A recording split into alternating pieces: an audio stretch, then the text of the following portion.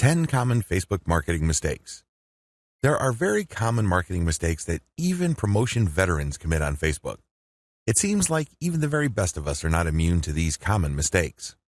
It's a good idea if you want to save a lot of time, effort, and money at this point to become aware of these mistakes.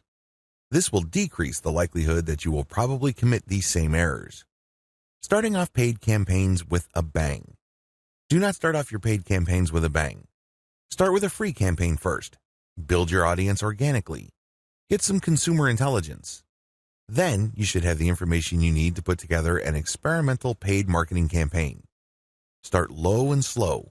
The worst thing you can do is to jump in with a massive budget and absolutely no clue.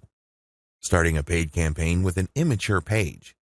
If your page is very new or there's really not that much engagement yet, you might want to hold off on a paid campaign. You simply don't have enough target audience profiling information to base a successful paid campaign on. Using mass content posters with discovery tools. Many marketers use some sort of one-size-fits-all mass promotions tool for Facebook. They would discover all sorts of Facebook groups and pages, and then they would use this tool to spam those areas. Don't do that. You're not doing your brand any favors when you do that. All you're really doing is you're spamming. It's only a matter of time until you get banned. Promoting direct affiliate links or direct sales page links.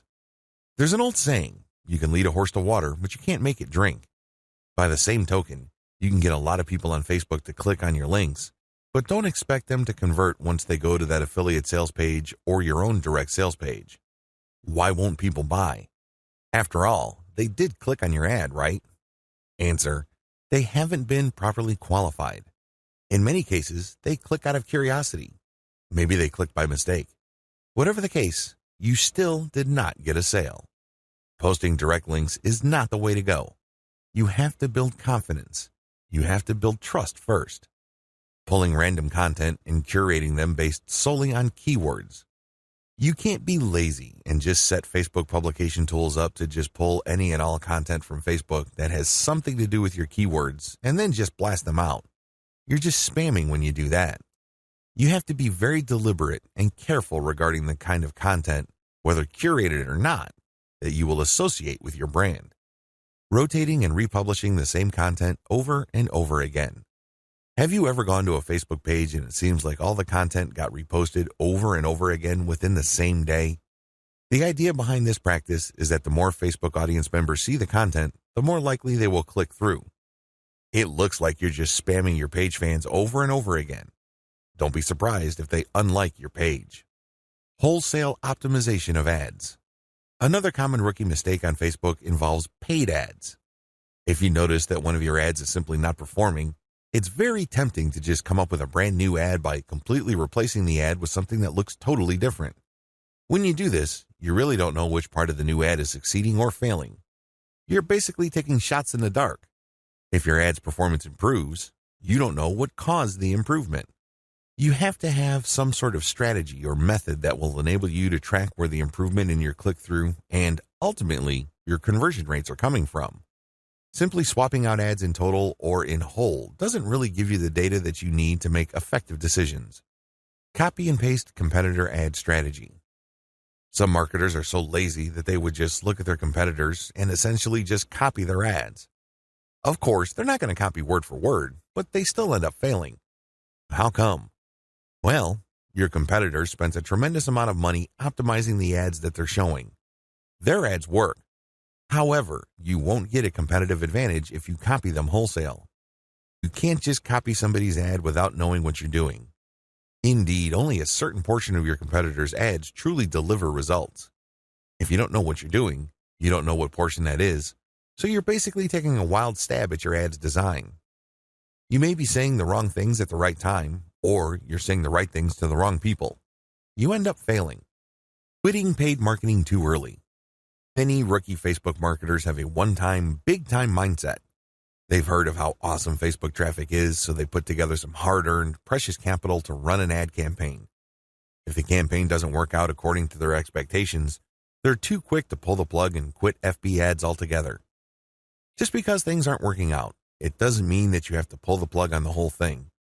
You can stop certain campaigns and start new ones and operate with the same budget. You'd make modifications of your existing campaigns. Failing like a huge train wreck. Have you ever seen a slow-motion train wreck? It's quite sad because it's all too predictable, but you can't turn your head and look the other way. You want to know what's coming next.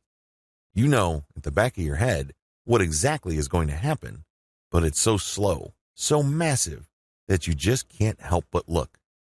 Your Facebook marketing campaign can proceed the same way. You know that the campaign is failing, but you can't quite put your finger on the cause. So you just go through the motions like a deer with its eyes caught in the headlights. Why not choose to learn how to fail quickly? Since you're not going to make 100% of your shots, learn to live with this fact and move on. Learn to fail quickly using a tiny budget. This way, you can run many different experiments. Even though the vast majority of them are failures, that's okay. You only spend a fairly small amount of money figuring out winning ads. Please understand the nature of the 10 mistakes above. Imagine yourself being in situations where these mistakes are likely to take place. Learn how to spot them well in advance. Prepare your plan B should you find yourself committing these mistakes. The 8 most effective ways to market on Facebook. Let's get one thing clear. There are so many ways to market on Facebook. In fact, the only limit to how you can get people to go to your website or learn about your brand or cause is limited by your imagination. As long as you can post a link to an outside site doing something on FB, that activity is a potential traffic generator. Still, regardless of the huge amount of possibilities there are to market on Facebook, 8 stand out in terms of efficiency, effectiveness, and return on investment. This is just a broad overview of what I will describe fully in this training. Facebook page marketing, Facebook group marketing, influencer page outreach, paid page boost campaigns, paid traffic campaign, paid lead generation campaign, Facebook pixel retargeting campaign, how to optimize your Facebook ad campaigns. This is a nice mix of both free and paid promotion methods on Facebook. Facebook page marketing. One of the most obvious ways to market on Facebook is to set up a fan page for your business, your brand, or your cause. Facebook actively promotes this feature of its website. What it doesn't tell you is the fact that Facebook has been actively modifying its algorithm to the point that you're going to have very popular content for you to reach most of the people who have expressed interest in whatever it is you're promoting. Put simply, not all the people who liked your page will get to see your updates. In fact, in most cases, only a small fraction of those people will get to see your updates. Sadly, Facebook is actively working to limit the free traffic exposure you would get until you can prove to it that your content is really popular with your page's fans. Here are the steps you should follow to market on Facebook. Step number 1, find your competitors on Facebook. The first thing that you need to do is to avoid reinventing the wheel. You need to avoid trying to figure things out on a completely hit or miss basis. Instead, reverse engineer your competitors. Let them do your homework for you. How? Well, find them on Facebook and learn from what they are doing. Step number 2, get the industry standard look and come up with your own take. Every niche has an industry standard in terms of social media profile, brand appearance, and content strategy. The sooner you understand this, the sooner you will be poised to achieve social media marketing success on Facebook. The longer it takes you to learn this, the longer you will struggle. Understand that your niche audience has become familiar with how certain brands or websites are positioned on social media. If they can't make heads or tails of your social media brand, they probably would not like your page. It may seem weird to them because it seems so far off from the industry standard. Your job at this step is to figure out the industry standard look, content strategy, and other elements and come up with your own take. Step number 3, reverse engineer your competitors' content strategy and curate. Lots of business owners would post hot content on their social media accounts as well as their blogs. Sadly, 9 times out of 10 that content goes nowhere. People don't click on it, share it, comment, or otherwise engage. What these publishers are doing is basically gambling their content would resonate with their audience. Don't do that. Instead, pay attention to what your competitors are doing and look for patterns. If you notice that your competitors keep sharing content regarding the same type of theme or topic, they may be onto something. They wouldn't waste all this time, effort, and energy talking about the same stuff over and over unless, of course, it connects to their audience at some level or another and produced results. Now, to verify this, look at how many times that piece of content got shared or liked. That should give you some sort of objective proof that this content actually resonates with your target audience members. When you reverse engineer your competitors, you are essentially copying their strategy to reach the same eyeballs that you're trying to reach. This also applies to content curation, where you take content that is published by other people and you promote it on your social media platform. This creates a win-win situation because you're not ripping off this content. You are copying the content's link, including a short commentary, and allowing people to click on the link.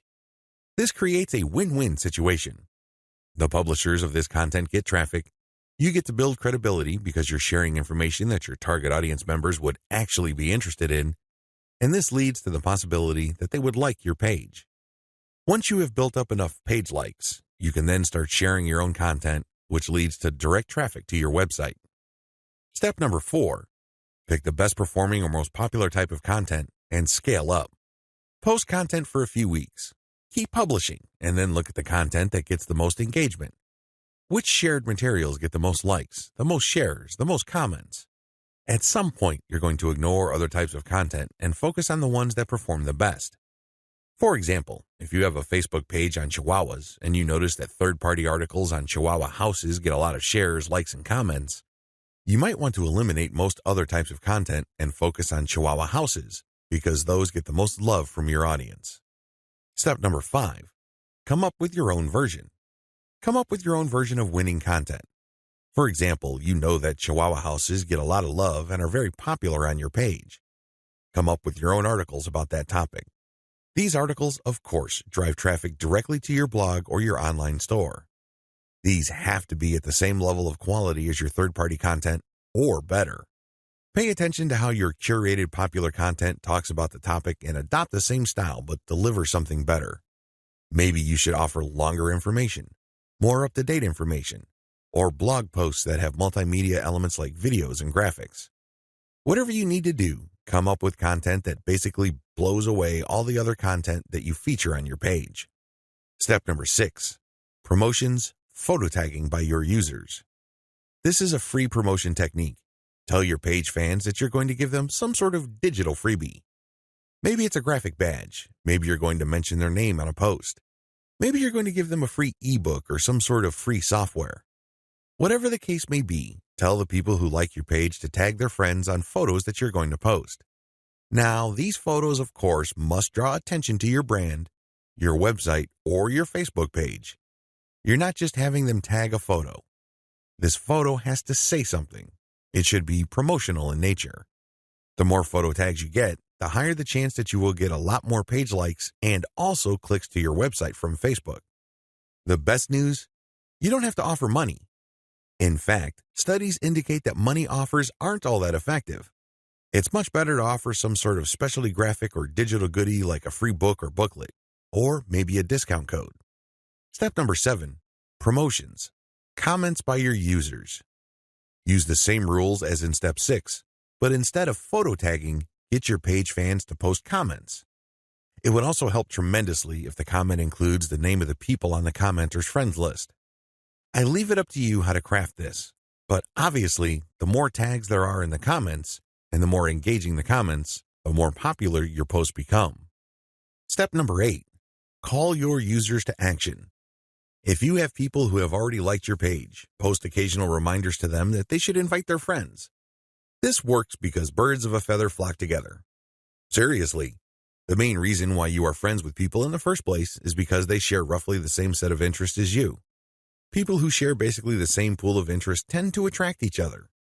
Take advantage of this fact by calling your page fans to action so they can invite their friends. Step number 9, use insights to promote your page. As much as possible, I would go through step 1 to step 8 and master all steps before I go ahead with step 9. With step 9, you're going to be shelling out money to promote your page. After a couple of months, you can use Facebook's very robust audience profiling system called Insights to promote your page. You will know the right demographic, and you will also know the right posts and content to promote. Step number 10, boost your most popular content. Use Facebook's lookalike audience system to find people who are not currently fans of your page. This feature in Facebook's ad system enables you to reach new audiences who share roughly the same interests as the people who have already demonstrated an interest in your page. You're basically using Facebook's very powerful interest targeting system in terms of demographics and interests to get new eyeballs to your page. This can lead to more likes, which can lead to more readers of your content. From that point, you can then run targeted ads. Facebook group marketing. One of the most powerful ways to market on Facebook is through its group feature. Considering what's been going on with Facebook's algorithm for its Facebook pages, it's a good idea to have your own Facebook group as a backup. Although Facebook has been cutting back on the organic traffic it sends Facebook pages, it's still worth it to have a page because you get audience insights from it. Another great benefit of having a page is the fact that you can copy and paste content from that page to Facebook groups. When people see your content in a group, they not only see the content, but they can also see a like button. When they click that like button, you get a new Facebook page fan. The key benefit of having a Facebook group lies in visibility. Facebook has made it clear that they are tweaking their Facebook page to reward actual engagement. Apparently, Facebook groups are not as suppressed as Facebook pages. In terms of visibility, you stand to reach more of your group members than with the page. The problem with Facebook groups. While the visibility for a lot of people is quite good for Facebook groups, it depends on activity. If the individual group member is not all that active in your group, maybe the person isn't liking or commenting, they're not going to get as many notifications on their Facebook update section than somebody who is active. This is a big drawback. The vast majority of people who would join your own Facebook group are not going to be active. They're just there to read information. They're just there to sit back and check out what you have to offer. Here's how you promote using your own FB group. Create your own groups after your pages mature. The first thing that you need to know is that you should put up your Facebook group only after your page is matured. You want to know who your audience is on Facebook. You're not going to know that until you have a page up. Pay attention to the audience insights. The data set that you would get from that analytics portion of your Facebook management dashboard will let you know who to target. Once you have enough users, and this depends on your niche, you should then put up your group. Your group must be as identical as possible to your page. If you have a logo, put the same logo there. If you have some sort of motto, put the same motto or slogan there. The key here is to use your Facebook group as an extension of the brand that you're creating with your Facebook fan page. Give your group members a reason for coming back. This, of course, means original content or freshly curated content that you don't show on your Facebook fan page. You have to give people a reason for following you on as many different places on Facebook as possible. This, of course, boils down to premium content. Market to other groups. This is the most important part of Facebook group marketing, because if you were to just build your own group as a supplemental source of traffic for your page, you're probably not going to grow all that much. You have to go to other groups which have already done a good job attracting the eyeballs that you want to attract. There has to be a tight fit between these groups and your niche. Go to those places and become a credible poster. This means that you should refrain from just dumping the same content that you have on your page to these groups. Invest time in them to become a local expert or a credible authority. It doesn't take much. If you're the first person to always comment and your comments are always insightful or bring new information to the table, people sit up and pay attention. People can see that you are an asset to the community, and they are more likely to give you the benefit of the doubt when you share content that obviously comes from your page. Once you have established credibility, share your own page content. As I've mentioned above, these posts not only have content and your brand, but also a like button. This is a great way of getting page fans. Always engage. When people comment on what you post, reply. They might be haters, they might be critics, but it doesn't matter, reply anyway. This conditions the mind of your readers that you are approachable, accessible, and you actually want to help people out. If you just drop a link and take off immediately, you're a spammer. You're not a community member. You're obviously not somebody who's there to add to people's knowledge and bring value to their lives. My most important tip: after sharing high-quality third-party content that you do not share on your page in groups, pay close attention to your page's audience insight. Find your most popular piece of content. Look for third-party content that is similar to that and see if you get a lot of positive engagement when you share that material. If this pans out, then use content from your site that fits the same themes as the tried and proven popular content on the Facebook groups that you're in, and use those to get page likes. Influencer page outreach. Influencer page outreach really boils down to creating allies. In your niche, you are sure to have competitors. However, some of these competitors are open to cooperating with you. Many will not give you the time of day, but there are few who would see the strategic advantage of partnering up instead of competing. There are also other people on Facebook who have pages and who are not competitors with you. They may even have a lot of fans. Here's how you build alliances with influence leaders on FB. Step number 1, find competitors. The first thing that you need to do is look at your notes when you reverse engineered your competitors. These people are in the same niche as you. After all, you study them to get to the industry standard content strategy as well as page layout and design for your own Facebook page. Next, you should look for non-competitors who specialize in your niche. There should be quite a few of these. These are not merchants or ones who provide services. They're not competing for the same dollars as you. Instead, they cater to the same audience as you. Try to find as many of these as possible. Step number 2, pay your dues by engaging. I know at this point it's very tempting to just go to a competitor's page and post a comment on one of their posts. In the comment, you're dropping a link to your page or to your website. You then repeat this many times on all their posts. Well, let me tell you, if you do this, you're going to get banned. Whatever links you put up will get deleted. It's a waste of time. Don't even think about it. The same applies to influential niche observers. These are non-competitors, but you shouldn't spam them either. Instead, you should pay your dues by engaging. How do you do this? First, you need to share high-quality content. It doesn't matter who wrote the content. It doesn't matter where that content goes to or links to. What's important is that it provides maximum value to anybody reading that content. It has to be on point. It has to deal with a specific theme or topic that you know that your target audience members are interested in. Next, you need to engage with people in terms of answering their questions. Try to be a facilitator. Try to be a mediator. Try to be the go-to source of information for your niche. If people are looking for statistics, go on Google and find them the statistics they're looking for.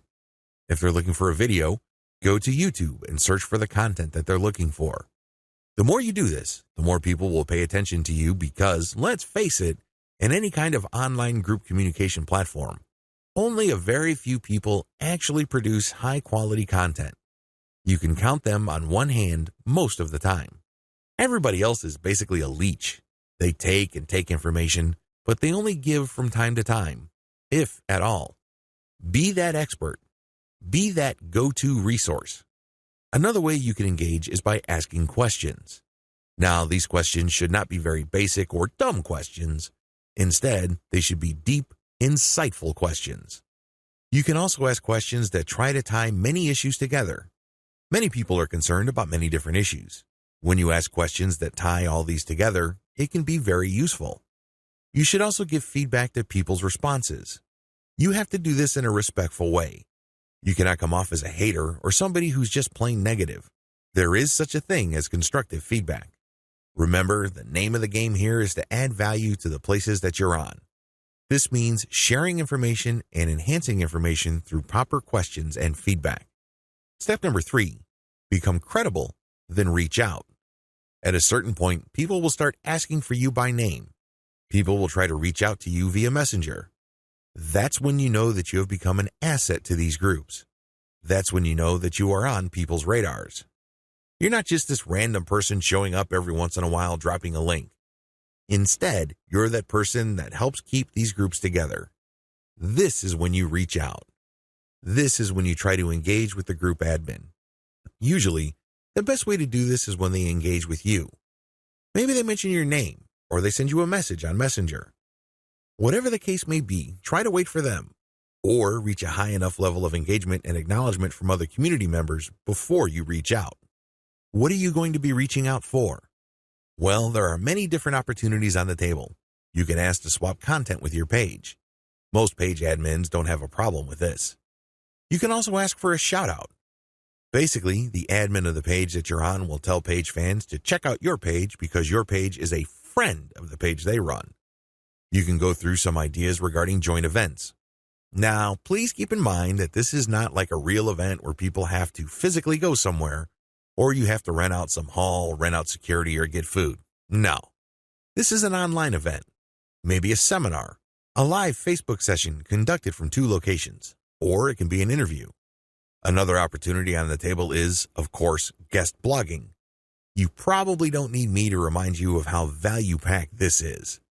Not only do you get eyeballs to your link, which can produce direct traffic, but you also get tremendous search engine optimization benefits if the partner has a high-value blog. You can also reach out for infographics. This means you create an infographic and you get the admin to post the infographic on their blog with a link back to you. Again, this boosts your SEO chances. Finally, you can collaborate on content. This is custom content intended for both your audiences. Regardless of how you cut it, influencer page outreach is a very powerful way to market on Facebook for absolutely free. Seriously, your only investment is your time. And what makes it so awesome is the fact that you are leveraging the hard-won credibility and authority of your partner. They've been there before. They put in the work and the time to develop a rapport and a solid brand with the people that follow them. When they give you a shout-out or they feature your content, or they co-host an event with you, they lend you some of their fame, which makes you credible. You're no longer some random stranger who came out of nowhere. Instead, people get this idea in their minds that if somebody they respect and admire recommends a new person, then I'll give that new person a shot. Maybe that new person is worthy of my admiration and respect. Building alliances with influential niche players is definitely worth doing. But please keep in mind that it does take time. However, if you are passionate about your niche and you view your Facebook marketing business as a real business, then this should not be a problem for you. Paid Page Boost Campaign. Another way you can get a lot of traffic from Facebook is by using a paid page boost. Basically, you are paying for the promotion of your page. This is different from a page post boost. You're not promoting the content of your page, you're promoting the page itself. This is a great way to get page likes and to broaden the statistical demographics of your page. Why is this important? Why is it a big deal that you get a broad statistical demographic snapshot of people truly interested in whatever it is you are promoting? You have to understand that Facebook works best when you target people by their interests. This is a bit tricky because if your page is statistically inaccurate as far as your niche is concerned, you probably would have a very faulty set of targeting parameters. You're not quite there when it comes to getting the interest of people you're trying to reach. This is why it's crucial that your page gets a truly honest snapshot of the range of interests as well as demographic information of the people who are actually interested in whatever you are promoting. This is hard to achieve if you are just promoting your page organically. Maybe you're not putting in that much time in getting the word out about your page. Perhaps you are just sharing the word on several groups that may not line up, demographically speaking, with your niche. Whatever the case may be, there might be a blind spot there. This is why I suggest that at least at a minimal level, engage in some sort of paid page boost campaign. Make sure your page is mature enough before you launch a paid page boost campaign. Make sure that your page has been around for a long enough time for it to build up enough user insight, as well as engagement levels for you to accurately target the demographic you should begin with. This is important. If you're able to pull this off, then your demographics will help you run more successful campaigns involving your content or your direct traffic campaigns. These are campaigns that direct traffic from Facebook directly to your target website. You're going to do that primarily using a lookalike audience campaign. Make sure you're ready for a sponsored page ad buy. When you're buying a sponsored page ad campaign, make sure your page looks good. Make sure you're sending the right signals both in terms of graphics and text. You don't want to waste your money, so make sure that at least everything looks like it's ready to go.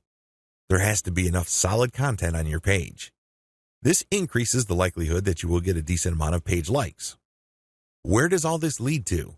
As I have mentioned above, if you get a lot of page likes, you will be able to target your intended audience better. In addition to that, you may be able to increase your reach because the more people that like your page, the bigger your base visibility becomes. If a lot of those people actively engage with your content, that percentage increases, but you're still dealing with the reality that your content will only reach a fairly small percentage of the people who have expressed interest in your content.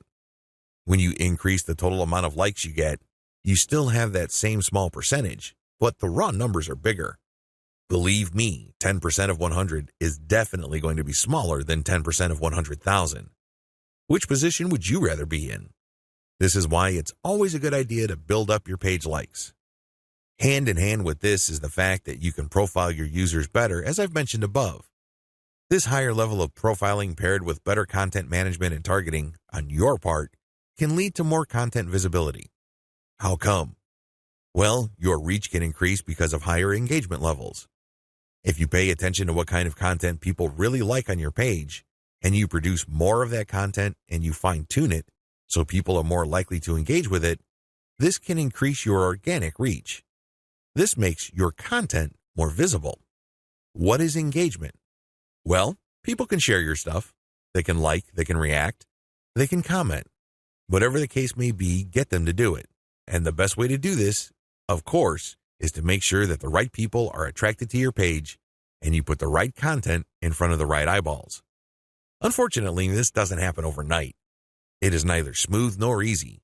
It's one of those things that you figure out on your own on a trial and error basis. But you do have powerful tools like Facebook's Audience Insights to see which content is resonating with your audience members. You can't just set this up and forget about it. You have to actively monitor it. You have to look for patterns. But the crucial ingredient to all of this is that your page gets enough likes. That's why you have to promote it at some point. Paid traffic campaigns. For this section, I'm defining paid traffic campaigns in two forms.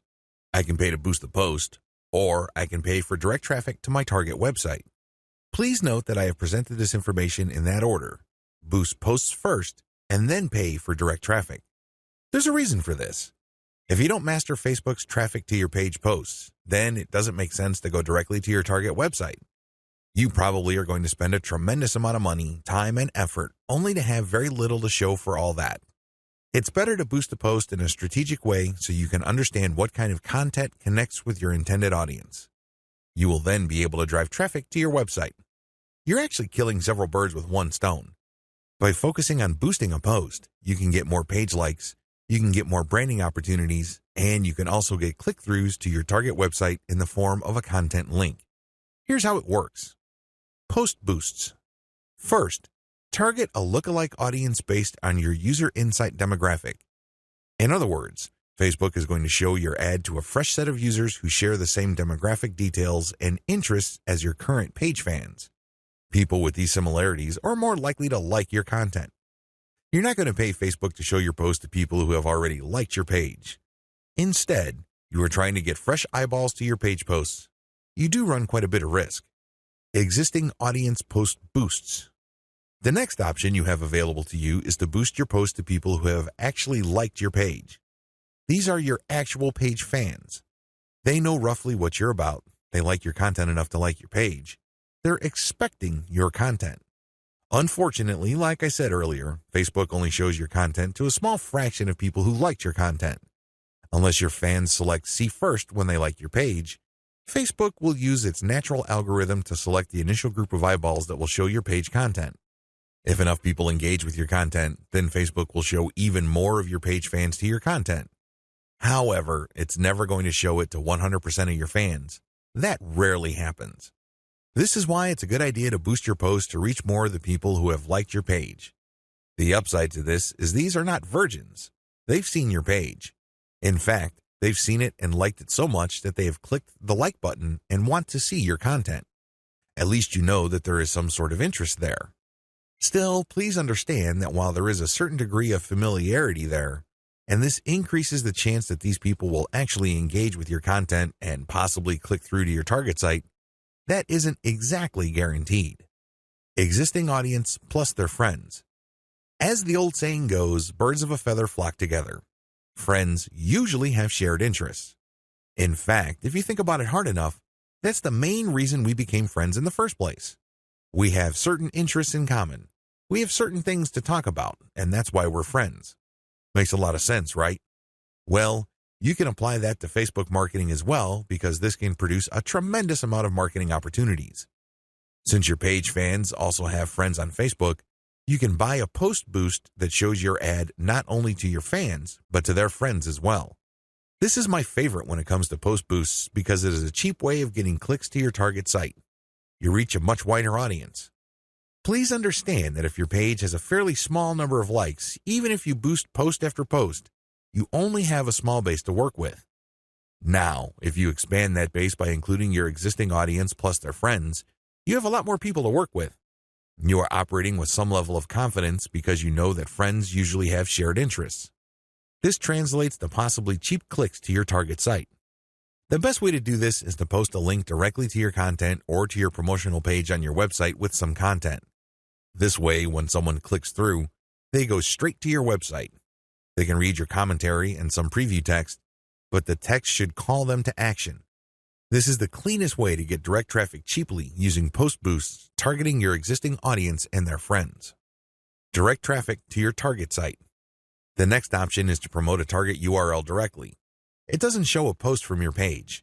It just goes directly to your target website paired with a picture.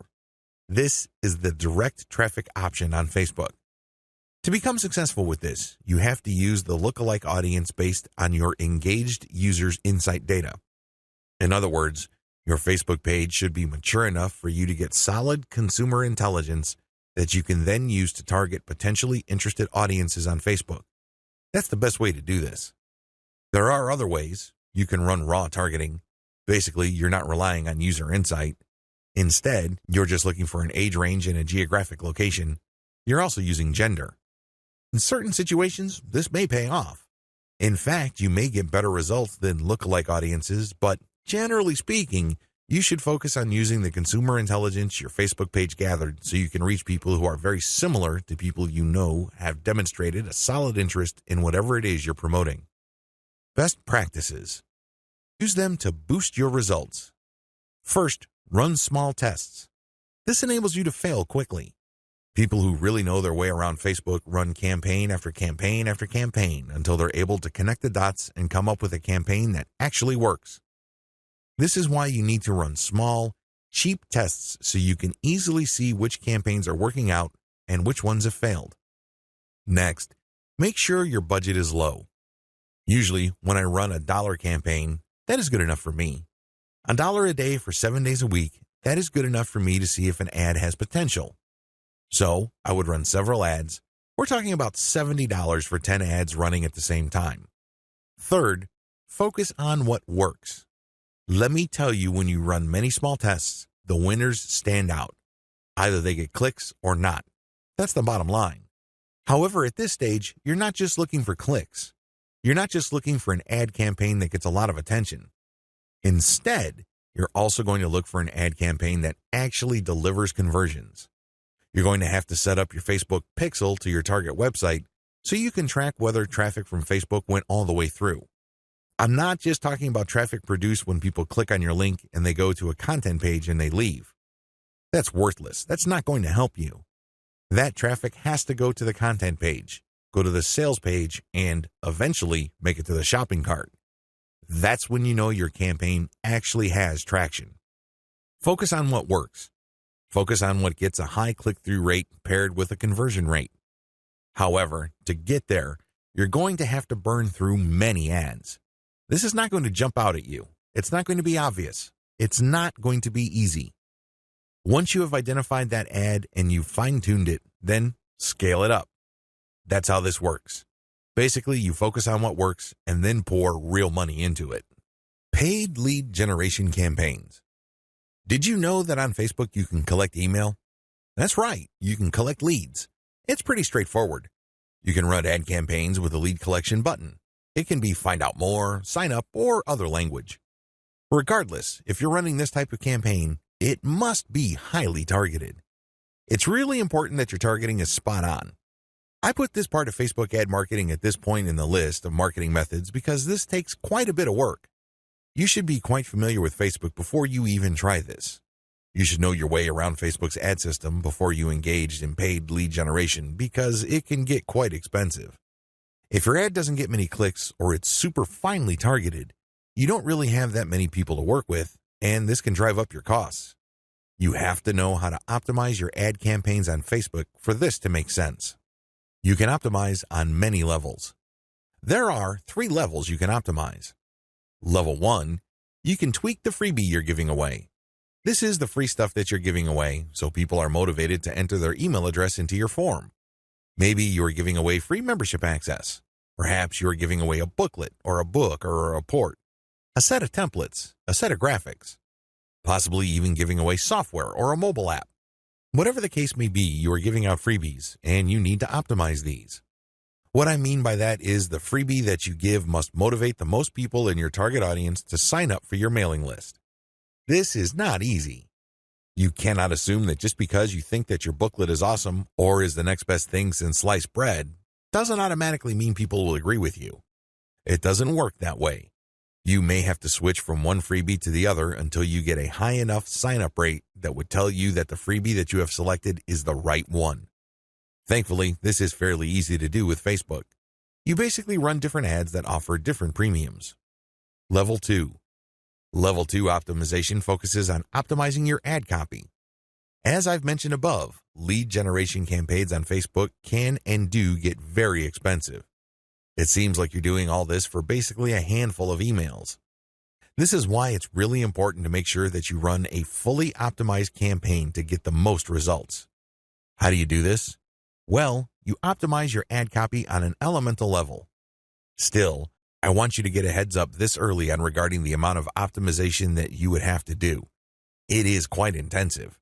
You can't leave things at a surface level. That's just not going to work. Level 3. Level 3 involves optimizing based on conversions. When people click on your Learn More or Sign Up button, they're shown a form. You're going to have to keep tweaking that form to say what it needs to say to convert as much of your traffic into list members as much as possible. This takes quite a bit of time and attention to detail. Again, you have to run these experiments while minimizing your costs. Once you find out something that works, optimize it to increase its level of conversion. Once you have picked a winner that cannot be optimized any further in terms of conversion rate improvements, that's when you scale up. That's when you pour in the dollars to reach as many people as possible to boost your mailing list sign-up. Facebook Pixel Retargeting Campaign. Facebook enables you to put their tracking pixel on your website. It will then track when people go on your site.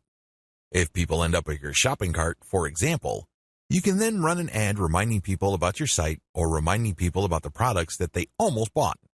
They see these ads on Facebook. Whatever the case may be, Facebook Pixel Retargeting gives you another bite at the apple. One of the biggest problems with e-commerce is that prospective buyers abandon their shopping carts. A large chunk of these buyers simply decide at the last minute or at some point in the buying process to dump their shopping cart. They don't follow through. This is where the retargeting campaign begins. It's basically a way of reminding people who have already expressed an interest in whatever it is you're offering to come back. If anything, you recycle traffic that you have gotten from Facebook. Another benefit of this technology is that it pulls traffic from Facebook that you did not get from it originally. For example, if you did an independent marketing campaign completely free of Facebook, but you put a Facebook retargeting pixel on your page, when people from that independent campaign, maybe it's a forum promotion or search engine optimization or another social media platform or whatever source, go back to Facebook to check their accounts, your ad will show up. Sounds awesome, right? These are all possible through a Facebook Pixel retargeting campaign. There are 2 steps to it, and it's pretty straightforward. Install Facebook Pixel on your website. The first thing that you need to do is to install the Facebook tracking pixel on your site. To do this, you just go to Facebook's business section and look for their pixels instructions. It's pretty straightforward. Even if you're using WordPress as your content management system, installing Facebook Pixel is a breeze. Next, you need to make sure that you drive traffic to your site. This means that you have to let traffic flow to your site for quite some time before you launch a retargeting campaign. It's not a good idea to launch a campaign as quickly as possible. You have to have enough targeting pixels installed in people's browsers for this to make sense. Otherwise, there are just not enough people to work with. Now, keep in mind that if you are in a niche that has generally low traffic levels, then you would have to conduct your campaign even though the overall traffic flow to your website is fairly low. Run ads on Facebook for retargeting. The ads that you're going to run for Facebook Pixel retargeting are going to be a bit different from the normal boosted posts or picture links that you run on Facebook. Instead, these are going to try to achieve 2 things. You can remind people about what they did. Maybe they wanted to buy something, but they changed their mind at the last minute. Perhaps they were reading some sort of conversion article and were about to enter their email address, but they didn't. Whatever the case may be, you're reminding them to come back to what they were doing before. The other thing that you can do with your Facebook pixel retargeting campaign is to pull people deeper into your website. Usually, a website is composed of two parts. The first layer is the content layer, meaning you're trying to get people to know about the problem, like your particular solution, and eventually trust the solution enough so they can buy.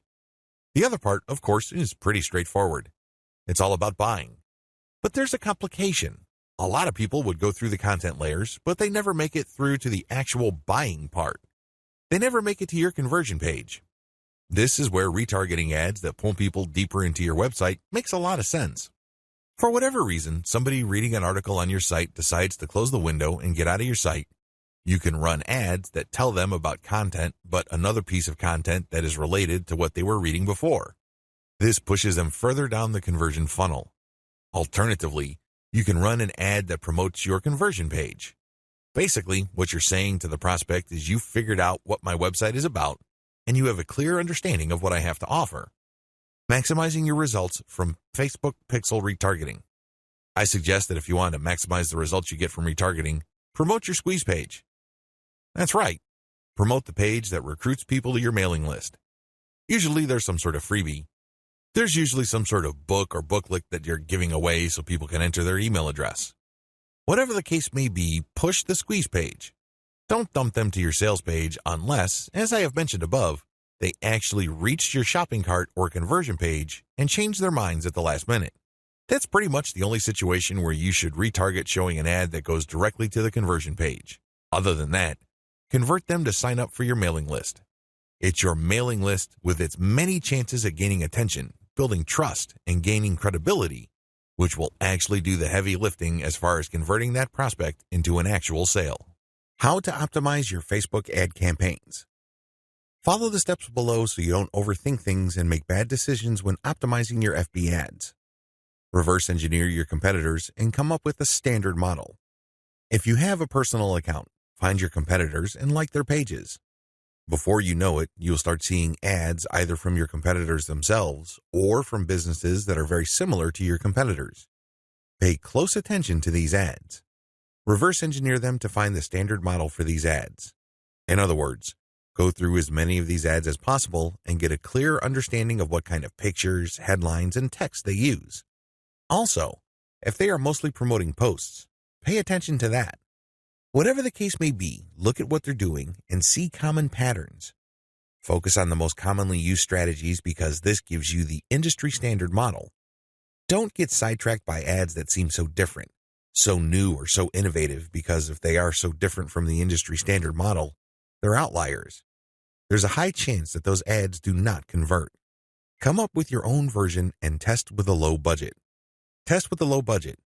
You don't want to burn through a tremendous amount of cash during the testing process. There will be a time and place for you to get crazy with the budget, but now is not the time. Create variations and test. Now that you have come up with your own version of the standard model, create variations of it and then run low-budget tests.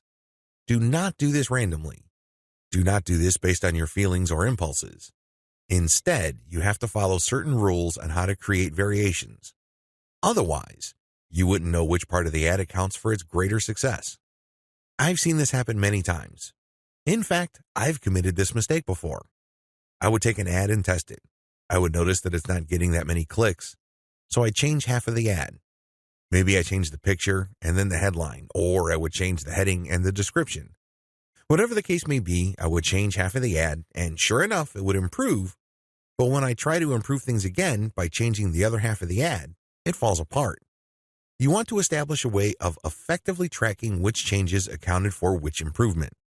By using this method, you can optimize parts that work to reach peak convertibility and then work on the other elements of the ad that could use some improvement. However, you have to do this in a systematic way. I've described this in the section below. Pick the winner and make further variations. Now that you have made variations of the original and you ran a test, there will be at least one winner. It gets the most clicks and conversions. Make variations of it and you run the test again. Keep testing until you find the ad that delivers the best return on investment. The end of this process is pretty straightforward.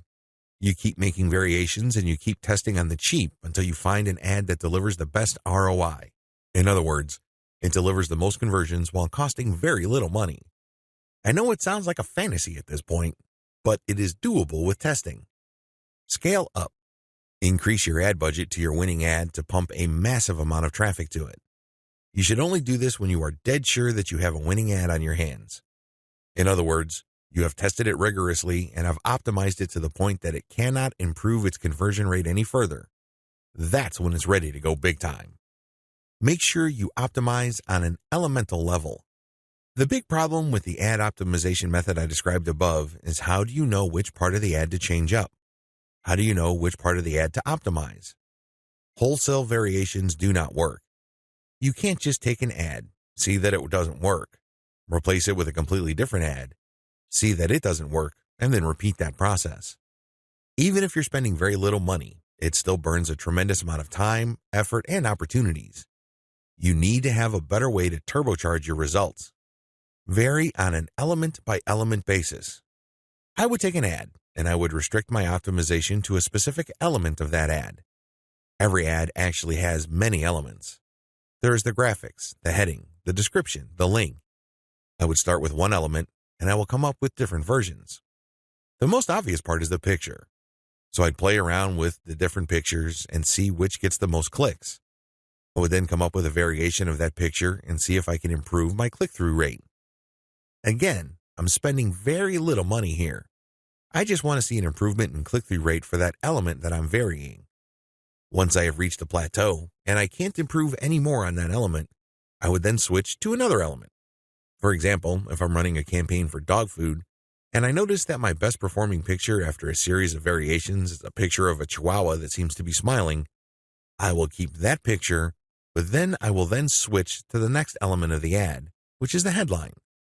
I would then keep varying the headline to see if I can improve the conversion rate of that ad.